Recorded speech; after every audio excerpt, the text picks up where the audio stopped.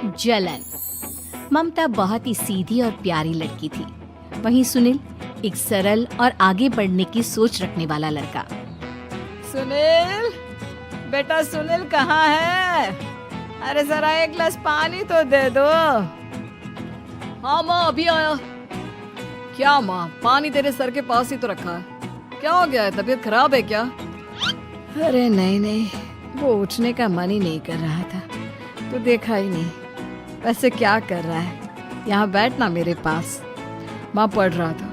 वो क्या है ना, नौकरी में तो वक्त नहीं मिलता, अब ऑफिस से घर आकर ही तो वक्त मिलता है। अच्छा अच्छा ठीक है, पढ़ ले जा बेटा। सुनील पढ़ लिख कर और आगे बढ़ना चाहता था, लेकिन माँ की तबीयत खराब देखकर सोचता है कि शादी ही कर ले। कब तक माँ का ख्याल वो अकेले रख पाएगा? तो एक दिन, माँ ये ममता है, मैंने इससे शादी कर ली है। तुम्हारी तबीयत भी ठीक नहीं रहती, तो मैंने सोचा शादी कर लेता हूँ। घर संभालने वाली और तुम्हें संभालने वाली कोई आ जाएगी तो अच्छा रहेगा। माँ अचानक से सामने बहू देखकर हैरान रह जाती है। बेटा ये क्या बात होती है? न बैंड, न बाजा, न दहेज, न शगुन, ऐसे कैसे बहू आ गई? माँ तू तो जानती है, मैं नौकरी के साथ पढ़ाई कर रहा हूँ, तो कहाँ से इतना पैसा बचा पाता कि धूमधाम से शादी करता। वैसे भी माँ, लोग तो आकर खाकर निकल जाएंगे, इसलिए बस वैसे ही। माँ जी, मैं आपका ख्याल रखूंगी। वैसे भी ये आगे की पढ़ाई कर रहे हैं, अच्छा कुछ कर गए तो सबके दिन फिर से अच्छे आ जाएंगे।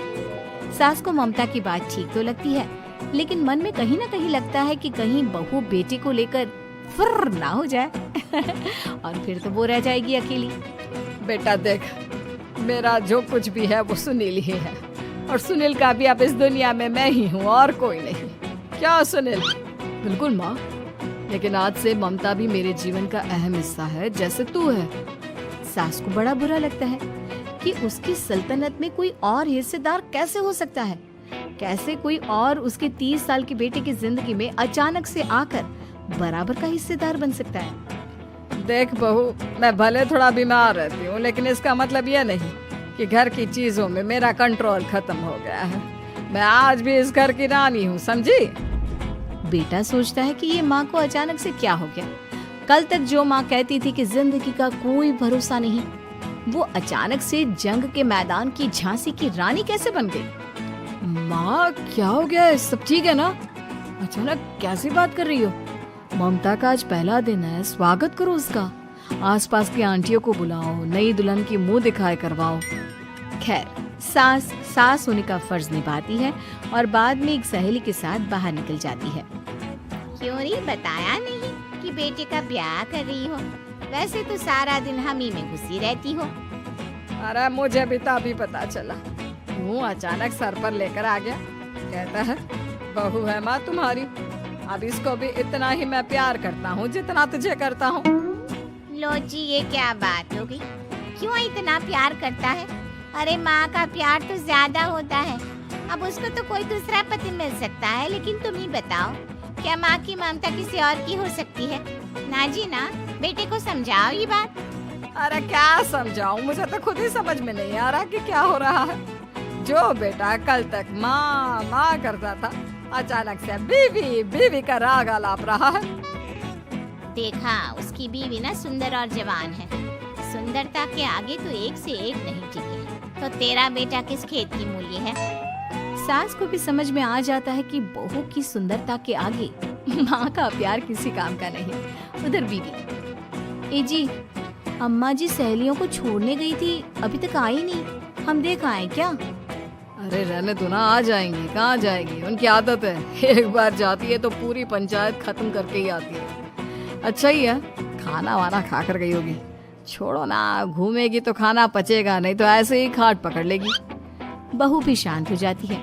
उधर सास सोचती है कि आज थोड़ा देर से ही घर जाती हूँ, जब बेटा परेशान होकर ढूंढेगा तब मजा आएगा।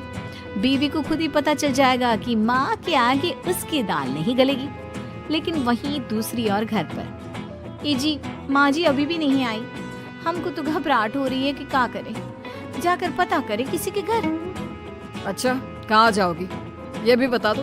पहला दिन है तुम्हारा इस घर में और एक ही दिन में मोहल्ला छानोगी क्या? हाँ, तो आप भी तो नहीं जा रहे हैं ना, हमको फिक्र हो रही है। अरे यार, ये रोज का है अम्मा का, खाओ और सो जाओ। बस फिर क्या था, बेटा बहू खाना खाते हैं और कमरे में सोने चले जाते हैं। उधर जब सास को कोई देखने नहीं आता तो वो हार कर घर आ जाती है, जहाँ वो देखती है कि सारे घर की लाइट्स बंद है। सास को गुस्सा आता है, बहू, ममता बहू कहाँ हो? लेकिन सारे दिन की थकी बहू को ऐसी नींद आती है जैसे किसी ने भांग की गोली खिला दी हो। वो तो नहीं उठती। उठकर आ जाता है बेटा। क्या बात है अम्मा, काहे चिल्ला रही हो? अरे सो जाओ ना, सुबह की थकी है बहू, वो सो रही है। जोर से बोलोगी तो नींद खुल जाएगी उसकी। माँ को गुस्सा आ जाता है। फिलहाल तो सो जाती है, लेकिन मन ही मन ढेर सारा जहर बहू के लिए भरा होता है। सुबह बहू चाय बना रही होती है कि सास धीरे से गैस तेज कर देती है, जिससे चाय का बर्तन जल जाता है। और जैसे ही बहू चाय का बर्तन उठाती है, उसका हाथ जल जाता है। मेरा हाथ जल गया। वो जोर जोर से चिल्लाकर इधर उधर भागती है कि सास थोड़ी देर में उसके हाथ में पानी डाल देती है। हाय रे बहू, क्या कर रही हो? पहली बार रसोई छुई हो क्या? सासू माँ गलती से गैस तेज रह गई थी और बर्तन जल गया, जिससे मेरा हाथ जल गया। अरे कितना गंदा दाग, छी छी छी छी, मुझे तो उल्टी आ रही है तेरा गला हुआ मांस देखकर। तू ना मुझे अभी साथ से खाना मत लगाना। बहू भी खुद का हाथ देखती है तो उसे भी रोना आ जाता है। कुछ दिनों के बाद सास की सहेली आती है, बहू चाय बनाकर लाती है। उसके जाने के बाद सहेली कहती है, बहू की सुंदरता ऐसी है कि कोई भी दीवाना हो जाए। वैसे तेरे बेटे का क्या हाल है? अरे वैसा ही है, बहू के पीछे लग दो। क्या करूं, कुछ समझ में नहीं आ रहा। मैंने तो बहू के चेहरे पर दिवाली के पटाखे की चक्री फेंक दी, उसका पूरा चेहरा जल गया। अब देखो ना रही सुंदरता, और ना ही अब मेरा बेटा उसे पूछता है। अरे अब तो वो उसे छोड़कर दूसरी भी देखने को बोल गया है मुझे। बहू सारी बात सुन रही होती है। आंटी एक बात बताइए, क्या भरोसा है कि दूसरी सही आए और आपके अनुसार रहे? देखिए आंटी, मेरी सासू माँ को गलत बात सिखाने की जरूरत नहीं है। हमारा परिवार साथ में खुशी से रह रहा है। देख बहू, मेरी सहेली की बेइज्जती ना कर, वही अच्छा रहेगा तेरे लिए, समझी? बहू नहीं मानती है। वो बार बार उनकी सहेली को घर से निकल जाने को कहती है। तभी सास की सहेली पास के चूल्हे से लकड़ी लाकर बहू के चेहरे पर लगा देती है। बहू जोर जोर से रोने लगती है। अरे ये क्या कर दिया? मैंने कहा किया, ये तो तूने किया। तू ही नहीं चाहती थी कि बहू बेटी के साथ रहे, भला मैं क्यों करूँगी? मैं तो चली, निपटो अब। बहू रो रही होती है, दर्द से चिल्ला रही होती है, लेकिन सास उसे डॉक्टर के पास नहीं ले जाती। तभी पति आता है। क्या हो गया ममता? ये दाग कैसे लगा? कैसे जली? ममता कुछ नहीं कहती, बस दर्द से करा रही होती है। पति माँ की तरफ देखता है। हो ना हो माँ, ये पक्का आपका काम है। आप ही ममता से जला करती थी ना। देखना माँ, अब पुलिस आएगी, केस बनेगा, लेकिन पहले मैं ममता को अस्पताल लेकर जा रहा हूँ। सभी अस्पताल जाते हैं, जहाँ डॉक्टर ममता की सास से कहते हैं, आपने तो नहीं जलाया ना बहू को? अब ममता की सास के तो पसीने छूट रहे होते हैं। वो घबरा कर कहती है, ना ना डॉक्टर साहब, कैसी बात करते हैं? हम क्या जलाएंगे अपनी बहू को? डॉक्टर ममता के पति से पूछते हैं, देखिए, क्योंकि ये ससुराल में जली है तो मामला पुलिस का बनता है, तो आप पहले पुलिस को बुलाइए, तभी इलाज पूरा होगा। सास डर जाती है कि अब तो बच्ची जिंदगी जेल में ही रहना होगा। रहने दीजिए ना, पुलिस को क्यों बुलाना? सारी हंसी खत्म हो जाएगी जब पुलिस के डंडे पड़ेंगे। बहू को जलाना भले ही बहुत आसान हो, लेकिन उसके बाद सारी जिंदगी जेल की हवा खाना। सास डर जाती है। पुलिस आती है, पास लेती दर्द से करा रही ममता स्टेटमेंट देती है।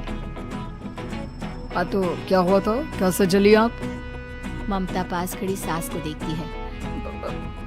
बेटी बताओ, कैसे जल गई तुम? ओए, काका का किरण वाली शाहरुख, चुप, बिल्कुल चुप। सास चुप। सभी इंतजार करते हैं कि ममता क्या बोलेगी। जी मैं खाना बना रही थी, लकड़ी उड़कर मेरे ऊपर गिर गई और मैं जल गई। सास बहू की बात सुनकर रोने लगती है। देखा माँ, कितनी समझदार है ममता।